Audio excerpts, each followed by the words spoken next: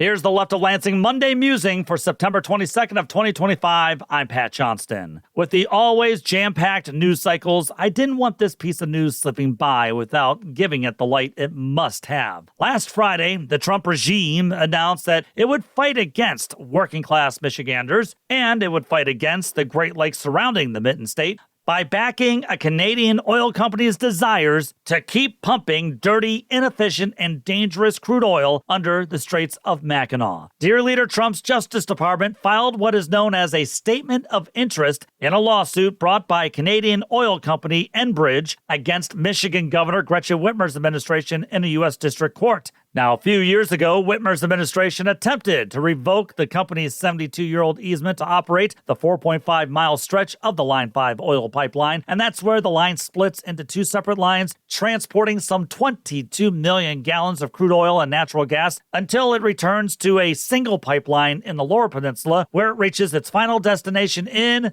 Sarnia, Ontario. Now, you might be asking yourself, how does that benefit Michigan considering the dangers this 72-year-old pipeline presents? And, well, you'd be right to conclude that it's not really worth the danger.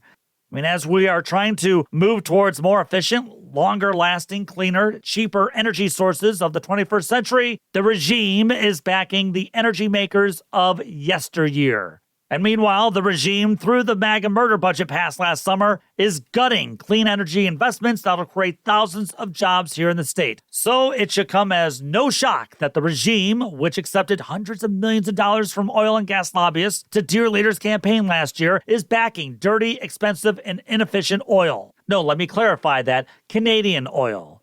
Now, let's not forget how the regime is blocking the free market from working here in Michigan as it's stopping consumers' energy from closing a coal-fired power plant in the West Michigan County of Ottawa. And it's costing consumers' energy around $30 million to keep this old plant running, which of course will be passed on to consumers. I mean, how's that believing in the free market? How's that not an example of government corruption? Now, back to Line 5. Enbridge, the Canadian oil company, always uses scare tactics by declaring how shutting down Line 5 will lead to higher gas prices.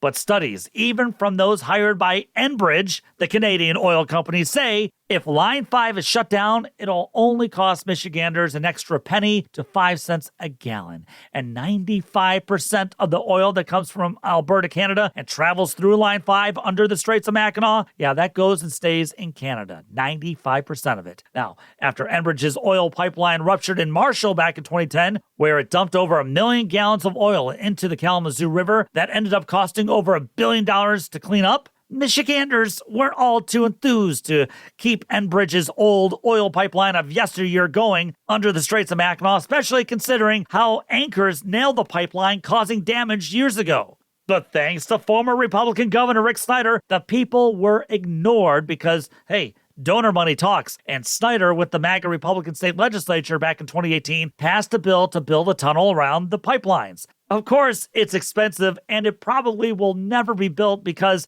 Enbridge, the Canadian oil company, doesn't want to pay for that. Yet there's the Trump regime choosing to side with a Canadian oil company over the American people? Over Michiganders? In addition to this court case, the Michigan Supreme Court announced it would hear 2 cases revolving around Line 5, including one case brought by Native American tribes against the pipeline and another opposing the Michigan Public Service Commission's decision to allow the Line 5 tunnel. So there's a long way to go, which I really think Enbridge, the Canadian oil company, really wants since it doesn't want to build the tunnel. Not at all. Enbridge wants to keep the pipeline going, putting our Great Lakes at risk and putting Michigan's economy at risk. But the Trump regime is happily backing the Canadian oil company over the people he supposedly represents. It's called American First, or so I'm told. leftoflansing@gmail.com is the best way to reach me. Subscribe to the podcast and also subscribe to Left of Lansing on YouTube. Don't forget to follow me on Twitter, the Gram, and Facebook. Take the battle to them.